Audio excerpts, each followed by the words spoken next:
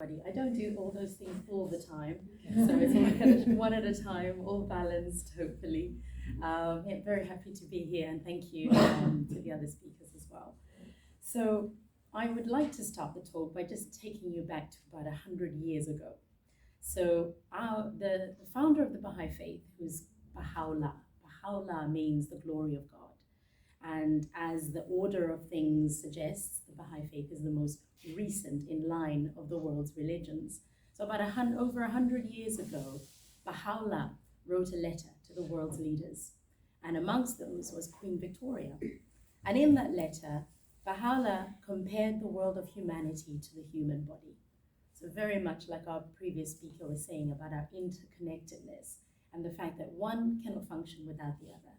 And if one is not thriving, the other parts are not going to thrive either. Each part, although unique, is inextricably tied to the whole. The relationship between the individual and society is a reciprocal one, and this is what Baha'u'llah was trying to explain. The transformation that we need in order to rebuild our world, as our theme suggests today, is that the transformation has to occur on an individual level, simultaneously occurring at a societal level as well. Our institutions need to develop and grow as well, because as they are not serving us. A very, very key theme as well, touched by our speaker there about servitude. Are our institutions and organizations all over the world, our economic structure, is it serving humanity? That's something that we need to ask ourselves as we are growing and developing as a civilization of the human race. History has so far recorded the experience of tribes, cultures, classes, and nations, but never before have world events been part of world history and have affected every single human being on the planet. The history of humanity as one people has begun. As we sit here in our changing times with social distancing and our masks, we can see it. We can see how this has touched every single person on our planet.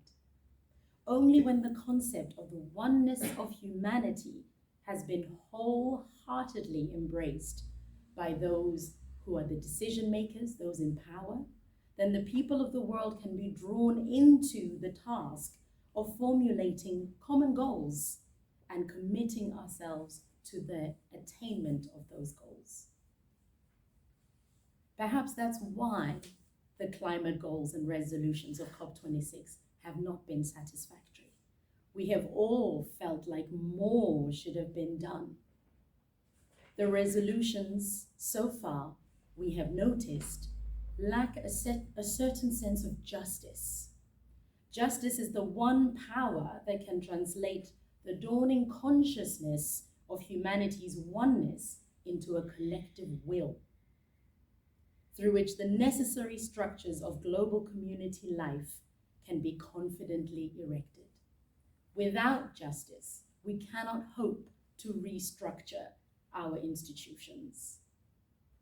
Justice, not only in the sense that we now know as punitive, that only serve a few, those with more money can often elude justice, slip through the net, but justice that is centered on the principle that the achievement of human progress is centered around the interests of the individual and those of society being linked together. The concern for justice will protect how we do things. If we are chiefly concerned with justice, this will protect us from sacrificing the well-being of individuals and the well-being of our planet as a whole, just because of the advantages of technological breakthroughs. We're seeing amazing breakthroughs. We're going to Mars and all sorts.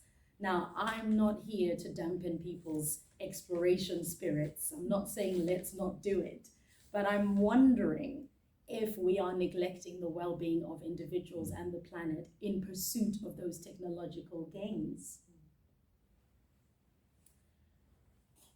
If we are concerned primarily with justice, we can then make sure that we are not only making things available to the privileged minorities. Social media, streaming platforms such as Netflix and all sorts of ways that we can find new material and watch are making us see things we've never seen before. They're bringing injustice right to the forefront in all its forms. I'm watching a documentary at the moment about a pharmaceutical company in America that was recently brought to task because they were falsely advertising a pain-killing medication as non-addictive. This caused turmoil in thousands of families and even death. And only now recently, just last year, has that pharmaceutical been brought to justice. Shoghi Effendi, the guardian of the Baha'i faith, who was left with the task of looking after our faith after the passing of Baha'u'llah and Abdul Baha, his son, he says, the process of disintegration must inexorably continue, and its corrosive influence must penetrate deeper and deeper into the very core of a crumbling age. Sounds a bit like doom and gloom, doesn't it? But hang in there. Wait, there is more.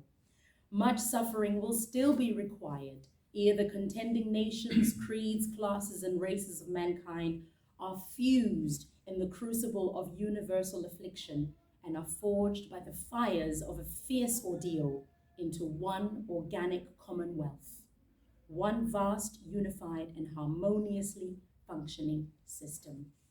It's almost as though we need it. We are choosing this path. We are choosing the path where more and more affliction is needed in order to make us realize our oneness. It is not all doom and gloom, however. Every crisis is balanced by a short-lived period of equilibrium. Humanity's sufferings have raised consciousness to a more acute level that has inspired the spiritual transformation of both individuals and larger communities. Slowly, slowly, it's happening. As much as we are seeing the disintegration of the world, there is a rebuilding happening at the same time. So if you ever feel hopeless about humanity's future, remember Baha'u'llah's words.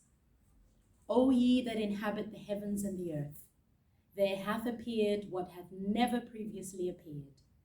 This is the day in which God's most excellent favors have been poured out upon men, the day in which his most mighty grace hath been infused into all created things. So we are assured, we are reassured that we have the capacity, we have been given what it takes to get on with the work of rebuilding. So if you ever see Baha'is in the neighborhood or any group in the neighborhood saying, let's take the children into spiritual education classes, let's all study the word of God together, let's study together as a community how we can rebuild, don't hesitate to sign up. Join in, join the efforts, and let's work together and see how we can practically put our faith into action. Thank you. O my God, unite the hearts of thy servants and reveal to them thy great purpose. May they follow thy commandments and abide in thy law. Help them, O God, in their endeavor and grant them strength to serve thee. O God, leave them not to themselves, but guide their steps by the light of thy knowledge and cheer their hearts by thy love. Verily, thou art their helper and their Lord.